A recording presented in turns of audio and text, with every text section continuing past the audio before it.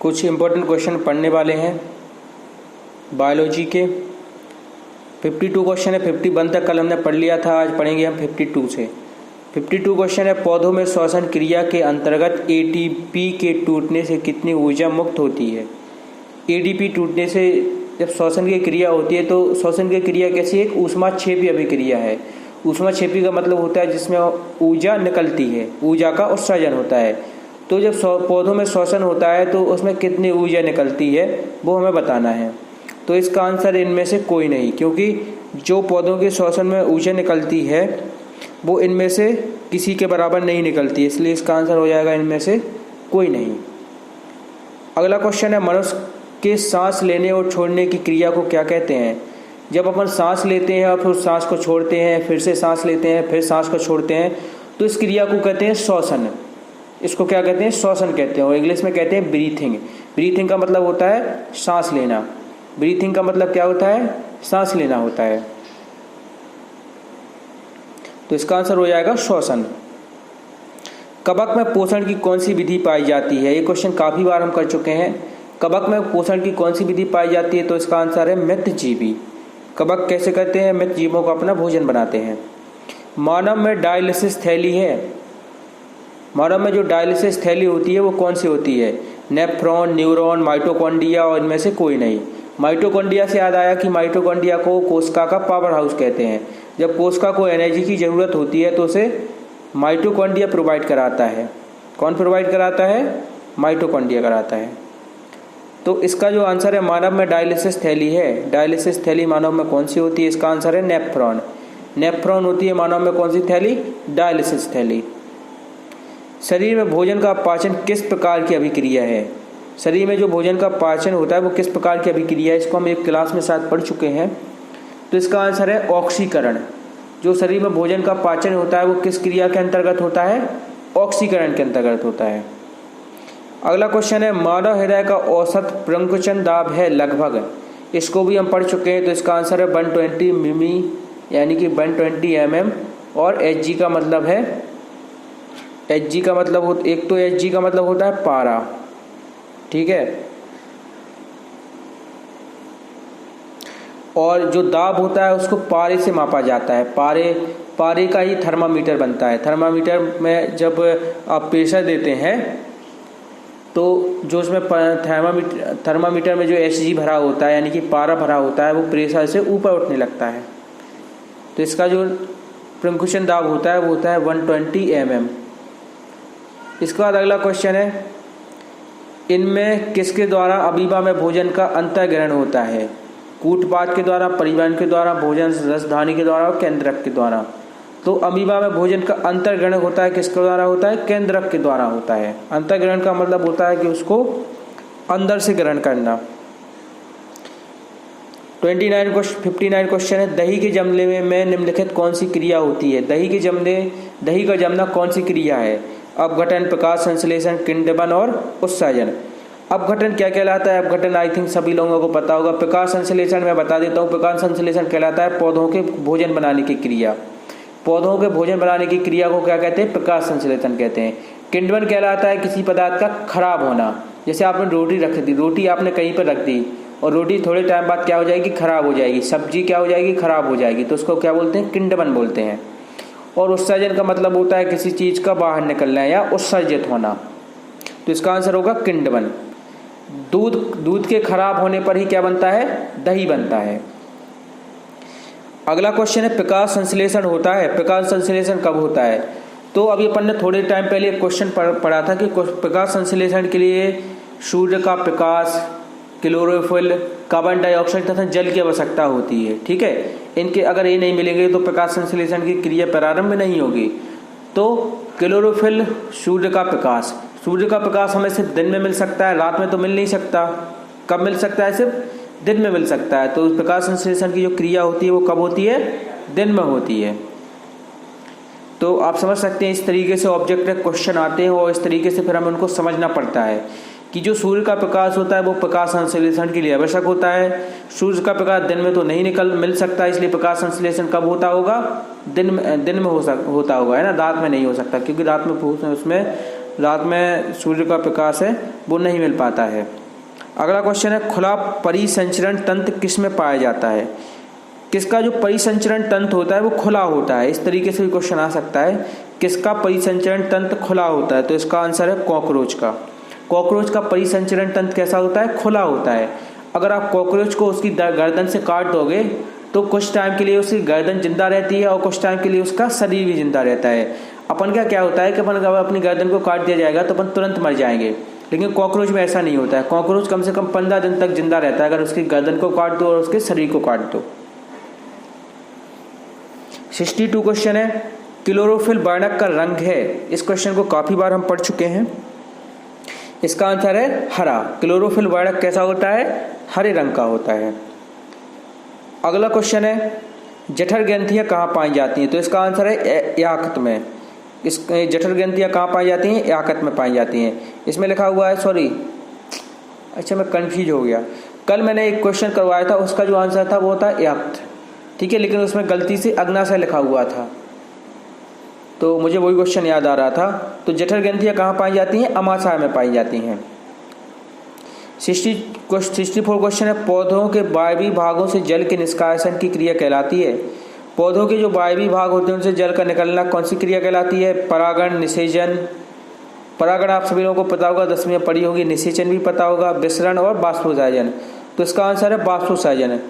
बाष्पोत्सर्जन के द्वारा ही जो पानी होता है वो बाहर निकलता है। इसका आंसर हो जाएगा बाष्पोत्सर्जन। रक्त क्या है? रक्त कोशिका है, ऊतक है, पदार्थ है या फिर कोई नहीं है? तो रक्त क्या है? एक ऊतक है, ऊतक को बोलते हैं टिश्यू। अब मैं आप सभी लोगों के एक बार डाउट देख लेता हूँ। अगर किसी को कोई डाउट हो तो आप लाइव चैट में पूछ सकते हो, ठीक है। इसके बाद फिर हम 66 वाला क्वेश्चन है, उसको निम्नलिखित में से कौन उत्सर्जी अंग है? उत्सर्जी अंग इसका पढ़ चुके हैं, वृक्क है, ठीक है। उत्सर्जी का मतलब होता है जो पदार्थ को बाहर निकालता है। स्टोमाटा पौधे के किस अंग में पाया जाता है? स्टोमेटा किस अंग में पाया जाता है? इसका आंसर है पत्तियों में। पत्तियों में क्या होता है? स्टोमेटा होता है। रक्त में आयरन की कमी से होने वाला रोग है। रक्त में अगर आयरन की कमी हो जाएगी तो एनीमिया हो जाता है, ठीक है। इसका आंसर हो जाएगा एनीमिया। इन क्वेश्चन को मैं जल्दी इसलिए करवा रहा हूँ क्योंकि इनको हम पढ़ चुके हैं। प्रकाश संश्लेषण क्रिया में ऑक्सीजन बाहर निकलता है, जल से निकलता है, CO2 से, इसको भी हम कर चुके हैं। देखो CO2 है, उसमें कार्बन है, वो O2 कहलाता है, ऑक्सीजन। तो प्रकाश संश्लेषण की क्रिया में कार्बन अलग हो जाता है, ऑक्सीजन अलग हो जाता है ना। तो प्रकाश संश्लेषण की क्रिया में जो ऑक्सीजन निकलता है वो कहाँ से निकलता है? CO2 से निकलता है। इसमें जो इसका सो आंसर लिखा हुआ है वो गलत है ना, जल से नहीं निकलता है। कहाँ से निकलता है? CO2 से निकलता है। जो क्वेश्चन है हमारी टीम बनाती है, टाइप करती है इनको, तो हो सकता है कि टाइपिंग में थोड़ी बहुत जो गलती है वो हो जाती होगी, क्योंकि डेली आपके लिए क्वेश्चन बनाने पड़ते हैं, क्वेश्चन को सर्च भी करना पड़ता है, तो हो सकता है कि इससे टाइपिंग में गलती हो जाए। तो जो 69 वाला क्वेश्चन है इसका आंसर है CO2। मनुष्य में वृक्क एक तंत्र का भाग है जो संबंधित है। वृक्क किस चीज से संबंधित है? वृक्क का काम होता है शरीर में उत्सर्जन करना। जैसे आपने पानी पिया तो उस पानी को वो छान के बाहर निकाल देता है, ठीक है। वॉशरूम के द्वारा वो क्या करता है? उसको बाहर निकाल देता है। तो जो वृक्क किस चीज का काम करता है? उत्सर्जन का काम करता है। पोषण का काम करता है हमारा पाचन तंत्र, ठीक है। श्वसन का, पाचन तंत्र मीन्स हमारा पेट। श्वसन का काम करता है हमारे फेफड़े। उत्सर्जन का काम करता है वृक्क। और परिवहन का कार्य करता है रक्त, यानी कि जो आपका ब्लड होता है वो एक मिनरल्स को एक जगह से दूसरी जगह तक ले जाता है। तो जो रक्त हो गया वो किसका काम करता है? परिवहन का करता है।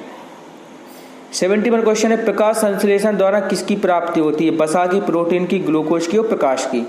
तो जो प्रकाश संश्लेषण क्रिया है उसके द्वारा पेड़ पौधों को ग्लूकोज मिलता है। ग्लूकोज मतलब एनर्जी मिलती है, एनर्जी, ठीक है। एनर्जी मतलब उनको जो जीवित रहने के लिए जो खाना आवश्यक है या फिर जो चीज़ आवश्यक होती है वो मिलता है। तो इसका आंसर हो जाएगा ग्लूकोज। पादप में फ्लोएम संवाहक होते हैं। जो फ्लोएम जाइलम होते हैं, जाइलम जल का परिवहन करते हैं। और फ्लोएम किस चीज़ का परिवहन करते हैं? आपने दो चीज़ पढ़ी होगी कक्षा 10वीं में, जाइलम और फ्लोएम। तो जाइलम जल का करते हैं और फ्लोएम का हमें बताना है। तो फ्लोएम किसका करते हैं? भोजन का करते हैं।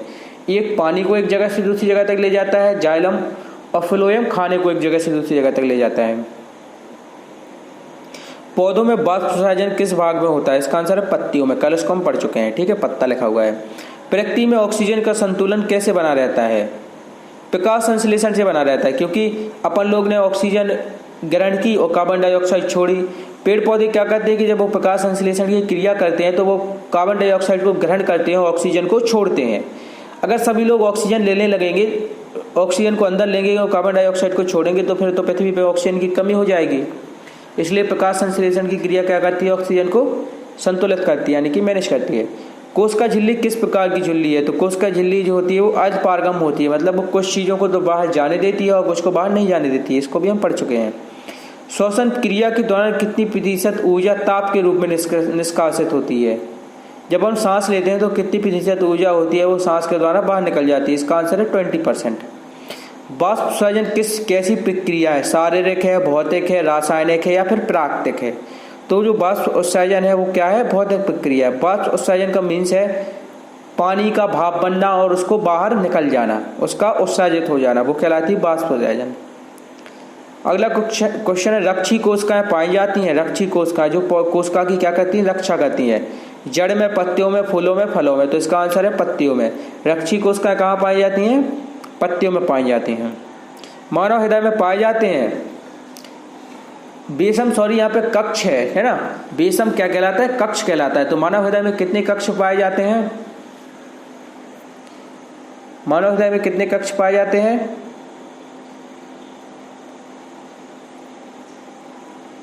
मानव हृदय में पाए जाते हैं 4 कक्ष। मानव रक्त में उपस्थित यूरिया की समान मात्रा होती है। इस एक सारे क्वेश्चन हम शायद कर चुके हैं ना, बहुत सारे क्वेश्चन इसमें डबल हैं। तो इसका आंसर है 20 mg। वह कौन प्रक्रिया है जिसके द्वारा शरीर में ऊर्जा का उत्पादन होता है कहलाता है? ऊर्जा का उत्पादन किस प्रक्रिया में होता है? श्वसन के द्वारा ऊर्जा का उत्पादन होता है, अभी अपन ने पढ़ा था। श्वसन होता है वो किस प्रकार की प्रक्रिया है? ऊष्माक्षेपी प्रक्रिया। ऊष्माक्षेपी प्रक्रिया में क्या होता है? ऊर्जा का उत्सर्जन होता है या फिर उत्पादन होता है। आंसर हो जाएगा इसका श्वसन। काफी सारे क्वेश्चन एक दूसरे से इंटरकनेक्टेड रहते हैं, मतलब अगर आपको एक क्वेश्चन बन रहा है तो उससे आप दूसरे क्वेश्चन का आंसर भी थोड़ा बहुत गैस करना अगर आपको आता है तो आप कर सकते हो। कोशिका झिल्ली, अभी इसको हम पढ़ चुके हैं। कौन सी क्रिया सभी जीवों के लिए अनिवार्य है? तो कोई भी जीव हो, सभी लोग क्या लेते हैं? सांस लेते हैं, है ना। सभी लोग क्या लेते हैं? सांस लेते हैं। तो उसका आंसर हो जाएगा श्वसन। चाहे जंतु हो, चाहे जानवर हो, चाहे पेड़ पौधे हो, चाहे मनुष्य हो, सभी लोग क्या करते हैं? सांस लेते हैं। तो उसका आंसर हो जाएगा श्वसन। अगला क्वेश्चन है, वे सारी क्रियाएं जिनके द्वारा जीवों का अनुरक्षण होता है कहलाती है? अनुरक्षण का मतलब है वे क्रियाएं जिनके द्वारा जीवों की रक्षा होती है, उसको बोलते हैं चेप प्रक्रम बोलते हैं। अगला क्वेश्चन है, निम्नलिखित किस जंतु में श्वसन फेफड़े द्वारा होता है? इनमें से किस में जो श्वसन होता है उसके लिए फेफड़े होते हैं? तो इसका आंसर है कछुआ। कछुआ में फेफड़े होते हैं जिससे वो क्या करता है? श्वसन करता है। पौधों में खाद्य पदार्थों के स्थानांतरण की गतिपथ होती है, एक दिशीय होती है, मतलब एक दिशा में सिर्फ खानों का जो गतिपथ है या खानों का स्थानांतरण वो सिर्फ एक दिशा में होता है, दो दिशा में होता है, बहुदिशा में होता है या कोई नहीं? तो इसका आंसर है द्विदिशीय, मतलब 2 दिशा में होता है। रक्त में हल्के पीले रंग के चिपचिपे द्रव को कहते हैं? जो रक्त में हल्के पीले रंग का चिपचिपा द्रव होता है उसको क्या कहते हैं? उसको कहते हैं प्लाज्मा। क्या कहते हैं? प्लाज्मा। अमाशय के अग्रभाग को कहते हैं? अमाशय का जो अग्रभाग होता है उसको क्या कहते हैं? इसको आंसर हमें बताना है। तो इसका जो आंसर है वो है कार्डिएक। कार्डिएक को क्या बोलते हैं? अमाशय का अग्रभाग बोलते हैं। मुख गुहा का पिछला भाग कहलाता है? मुख गुहा का जो पिछला भाग होता है उसको क्या बोलते हैं? उसका आंसर है ग्रसनी। क्या बोलते हैं? ग्रसनी। अगर आपने अमाशय का पूरा चित्र पढ़ा होगा, पूरा डायग्राम पढ़ा होगा तो आपको पता होगा। 90 क्वेश्चन है, मैमेलिया वर्ग के जंतुओं के हृदय में कितने बेसम होते हैं? बेसम का मतलब यहाँ पे कक्ष है। तो जो मैमेलिया वर्ग के जंतु होते हैं उनके हृदय में कितने कक्ष होते हैं? जैसे मनुष्य में 4 कक्ष होते हैं, ठीक है, 4 पार्ट में हृदय आपका डिवाइड रहता है। तो मैमेलिया वर्ग में कितने पार्ट में डिवाइड रहता है? इसका आंसर आप लोग देख सकते हैं 4। इसमें भी मनुष्य की तरह 4 कक्ष पाए जाते हैं। अब मैं आप सभी लोगों के एक बार जो कमेंट्स हैं या फिर जो डाउट्स हैं उनको देख लेता हूँ। फिर मनुष्य में आहार नाल की कौन सी रचना अवशेषी अंग है? अवशेषी अंग क्या कहलाते हैं? जो पहले जरूरी थी लेकिन अब करंट में जरूरी नहीं है। जैसे अब जानवरों में पूंछ की कोई ज़रूरत नहीं है, तो धीरे धीरे उनकी पूंछ क्या हो जाएगी, खत्म हो जाएगी। तो अवशेषी अंग कहलाते हैं जिनकी प्राचीन काल में तो जरूरत थी लेकिन अब जरूरत नहीं है। तो इसका आंसर है अपेंडिक्स। इसका क्या आंसर है, अपेंडिक्स। चायल का अवशोषण होता है, चायल का अवशोषण कहाँ होता है, इलियम में होता है ना। चायल का अवशोषण कहाँ पे होता है, इलियम में होता है। 3 मिनट का टाइम बचा हुआ है। अब अगला क्वेश्चन है, पैरामीशियम में पाई जाने वाली पोषण विधि को क्या कहते हैं। तो जो पैरामीशियम में पोषण विधि पाई जाती है उसका नाम है प्राणीसम, उसको प्राणीसम बोलते हैं। स्वपोषण मतलब जो स्वयं से खाना बनाते हैं। मृतजीवी मतलब जो मरे हुए कीटों को अपना भोजन बनाते हैं। परजीवी मतलब जो भोजन के लिए दूसरों पर निर्भर रहते हैं, ठीक है। और प्राणीसम एक अलग विधि है। मनुष्य में ट्रैकिया की लंबाई लगभग कितनी होती है, ट्रैकिया की लंबाई कितनी होती है। इसका आंसर है आपका 11 सेंटीमीटर। ट्रैकिया की लंबाई कितनी होती है, 11 सेंटीमीटर होती है। एक स्वस्थ व्यक्ति की सामान्य स्थिति में रक्तचाप कितना होना चाहिए, मतलब अगर कोई व्यक्ति स्वस्थ है तो उसका ब्लड प्रेशर कितना होना चाहिए। तो इसका आंसर है 120 डिवाइड बाई 80, मतलब 80 में कितना होना चाहिए, 120 होना चाहिए। निम्नलिखित में से कौन सा अंग श्वसन से संबंधित नहीं है। तो फेफड़ा तो श्वसन से संबंधित है, ट्रैकिया, गिल्स, याक्त।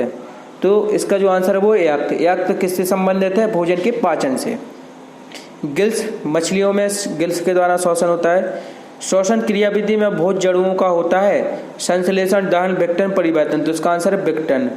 जो भोजन होता है वो छोटे छोटे अणुओं में टूटता है, मतलब विघटित होता है। रक्त जमने में कौन सी प्लाज्मा प्रोटीन की भूमिका होती है। प्रोथ्रोम्बिन, थ्रोम्बिन, फाइब्रिनोजेन और सभी का। तो इसका आंसर है सभी का। ये तीनों चीजें आवश्यक होती हैं रक्त के प्लाज्मा प्रोटीन के लिए। अगला क्वेश्चन है, हीमोग्लोबिन प्रोटीन बाड़क में कौन सा धातु आयन पाया जाता है। हीमोग्लोबिन में कौन सा धातु आयन पाया जाता है। इसका आंसर है लोहा। आपने देखा होगा हीमोग्लोबिन के लिए आयरन की गोली खिलाई जाती है, इससे हीमोग्लोबिन बढ़ जाए। प्रश्वास के दौरान डायफ्राम में क्या होता है। प्रश्वास के दौरान डायफ्राम में क्या होता है, संकुचन होता है। बार बार वो सिकुड़ता है और फैलता है। तो डायफ्राम में क्या होता है, संकुचन होता है ना। जीवों के शरीर में ऊर्जा का उत्पादन किस प्रकार होता है। जीवों के शरीर में ऊर्जा का उत्पादन, तो उसका आंसर है क्या, श्वसन। श्वसन के द्वारा इस सब में ऊर्जा का क्या होता है, उत्पादन होता है। क्योंकि जब हम सांस लेते हैं उससे भोजन का क्या होता है, पाचन होता है, फिर उससे क्या मिलती है, हमें ऊर्जा मिलती है। ग्लूकोज कितने कार्बन से बना अणु है। तो ग्लूकोज का सूत्र होता है C6H12O6, मतलब C6H12 और O6। क्या होता है यहाँ पे मैं लिख देता हूँ। ग्लूकोज का होता है C6H12 और O6। तो C कहलाता है कार्बन। कार्बन के कितने अणु हैं, 6 अणु हैं। तो इसका आंसर हो जाएगा 6। तो इस तरीके से हमने काफ़ी सारे क्वेश्चन है उनको पढ़ लिया है। अब जो 103 यानी कि 103 क्वेश्चन है ये आप सभी लोगों के लिए होमवर्क है। सॉरी, होमवर्क क्यों है, ये तो आप लोग पढ़ चुके हैं। मनुष्य में कौन उपसाजी अंग नहीं है, सॉरी हाँ, ये होमवर्क रहेगा आपके लिए कि मनुष्य में कौन उपसाजी अंग नहीं है। इसका आंसर आप सभी लोगों को मुझे